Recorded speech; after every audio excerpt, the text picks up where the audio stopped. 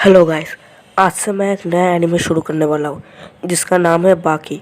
और ये आपको नेटफ्लिक्स में मिल जाएगा, लेकिन हिंदी डब में नहीं मिलेगा। तो मैं आप लोगों के लिए हिंदी डब में करना चाहता हूँ। तो गाइस मुझे सपोर्ट करें। अगर नेक्स्ट एपिसोड चाहिए तो इस वीडियो के कमेंट में लिख देना वी वांट नेक्स्ट एपिसोड। तो चलिए गाइस एक्सप्लेनेशन को शुरू करते हैं। तो एपिसोड के स्टार्ट में हमें देखने को मिलता है एक टीचर क्लास करा रहे होते हैं और क्लास के सभी कांप रहे होते हैं। तभी एक लड़की उठ के कहती है, सर मैं क्या जा सकती हूँ हॉस्पिटल। लेकिन बाकी लोग भी बोल रहे होते हैं हमें भी हॉस्पिटल जाना है। तो सर कहते हैं जिन जिन को हॉस्पिटल जाना अपना हाथ उठाए। तो क्लास के लगभग सभी लड़के हाथ उठाते हैं, लेकिन एक लड़का जो हाथ नहीं उठाता है वो होता है बाकी। और वो सो रहा होता है और बाकी लोग उसे पूछते हैं क्या तुम सो गए हो। तब वो उठ जाता है और ये है हमारे एनिमे का मेन कैरेक्टर। दूसरी तरफ स्कूल के बाहर का सीन दिखाया जाता है जहाँ पर कुछ गुंडे लड़के बाकी को परेशान कर रहे होते हैं। लेकिन वो जब बाकी के कातलाना आंखों को देखते हैं तो वो लोग उसे जाने देते हैं और उनका एक आदमी कहता है इससे भिड़ना खतरनाक होगा। और जब बाकी जा रहा होता है वो आदमी उसे रोकता है और पूछता है तुम आखिर हो कौन। तो बाकी कहता है तुम्हें सब बात जानने की ज़रूरत नहीं है।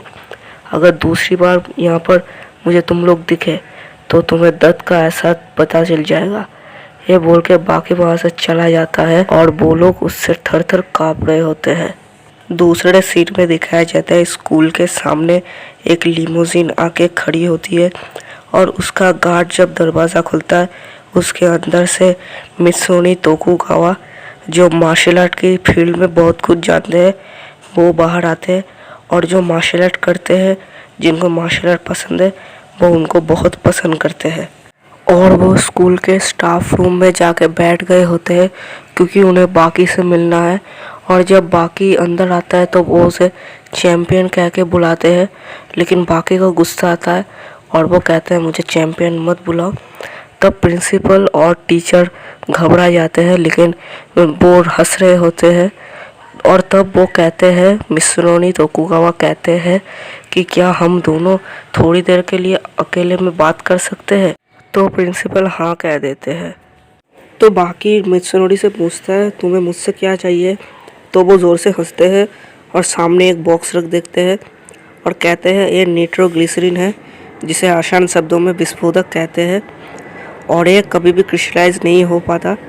अगर मैं तुम्हें घटना ना सुनाऊं, 20 शताब्दी में जब कुछ लोग जहाज़ से ये ले जा रहे थे निट्रोग्लिसरीन, उससे क्रिस्टलाइज करने की कोशिश कर रहे थे लेकिन वो कर नहीं पा रहे थे। तो उस जहाज़ में निट्रोग्लिसरीन था। तो जब वो जहाज़ कुछ भी करके बच के निकल गया वहाँ से और वो लोग जब उसे खोलते तो वो लोग देखते निट्रोग्लिसरीन जम गया होता है। तो एक बहुत बड़ा इत्तेफाक था और ये पूरी दुनिया में तब से होने लगा जब से उस जहाज़ में हुआ था और इसे ही सिंक्रोनिसिटी कहते हैं। और ऐसी एक समस्या टोक्यो में आने वाली है। फिर एक जेल का सीन दिखाया जाता है जहाँ पर कुछ लोग एक कैदी को लेके जा रहे होते हैं। वो लोग उसे फांसी देने के लिए लेके जा रहे होते हैं और वो लोग वहाँ जाके उसे छोड़ देते हैं।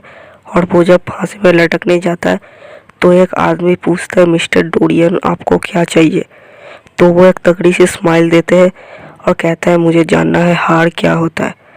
और तभी उनकी बात ना सुन के उन्हें फांसी दी जाती है।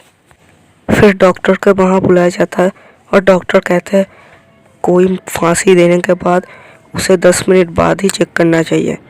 फिर 10 मिनट बाद उसे उतारा जाता है और डॉक्टर जब उसे हार्ट बीट चेक करते हैं तो वो देखते हैं वो अभी भी ज़िंदा है। और वो एक स्माइल देता है और अपने जीप को बाहर निकालता है। फिर वो उठकर सबको मारने लगता है और वो 4 लोगों को मार के अपने कपड़े को फाड़ के कहता है अब मेरे पास ज़्यादा समय नहीं है तुम्हारे साथ बर्बाद करने का, तो मुझे जो भी करना है जल्दी करना होगा। और एक पुलिस जब दरवाज़ा खोलता है वो देखता है सभी लोगों को उसने फांसी दे दी है और दीवार पे लिख के रखा है दूसरी बार टोक्यो में मुलाकात होगी। और बहुत समुंदर से भाग रहा होता है और कोई उसे पकड़ नहीं पाता। तो बाकी कहता है ये तो बहुत खतरनाक है। फिर इंग्लैंड के एक जेल का सीन दिखाया जाता है जहाँ पर एक कैदी को करंट शॉक देके मारने की तैयारी की जाती है। और जब डॉक्टर क्लिक कर देते हैं स्विच पे, तब उस आदमी को बहुत ज़ोर शॉक लगने लगता है और उसके शरीर से खून निकल आता है।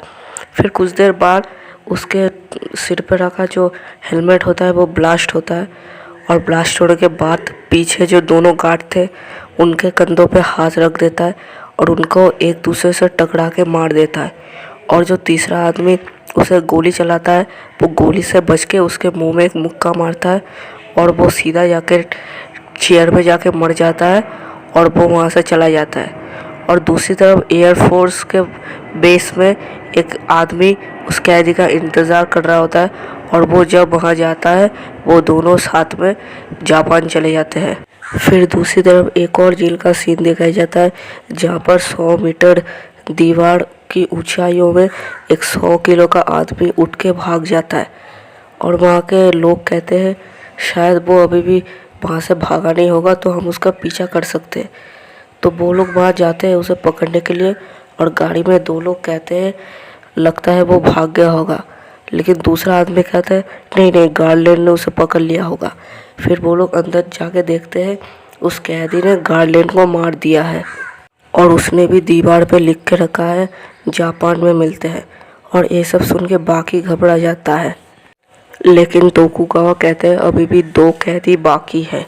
फिर एक और जगह का सीन दिखाया जाता है जहाँ पर एक आदमी कहता है चलो मुझे कोई डरने की बात नहीं है क्योंकि मेरे पास एक कराटे बेल्ट है। तो वो जहाँ पर जो आदमी रहता है वो कहता है कि ये देखो, इससे पहले काउंसलर आया था जिसको मार के उस कैदी ने ऐसा बना दिया था, तो तुम थोड़ा संभाल के रहना। तो वो दोनों जाते हैं, और वो आदमी जब अंदर जाता है तो जाके देखता है अंदर कोई नहीं है। फिर ऊपर से एक हाथ आता है और उसके मुंह को एकदम फाड़ देता है, और उसके मुंह से गोल्डन बॉल निकाल के वो चला जाता है। और दिखाया जाता है कि वो बोल रहा है कि दोस्तों हम टोक्यो में मिलेंगे। फिर दूर द्वीप में दिखाया जाता है वो एक पेड़ के ऊपर बैठा होता है, और एक आखिरी कैदी को दिखाया जाता है जिसने बहुत लोगों को मारा है और इसे भी सजाए मौत सुनाने वाला है। और वो एक कांच के कैप्सूल के अंदर होता है, जो कांच एक रॉकेट के ताकत को भी झेल सकता है। और वो आके कहता है मुझे यहाँ से बाहर निकालो।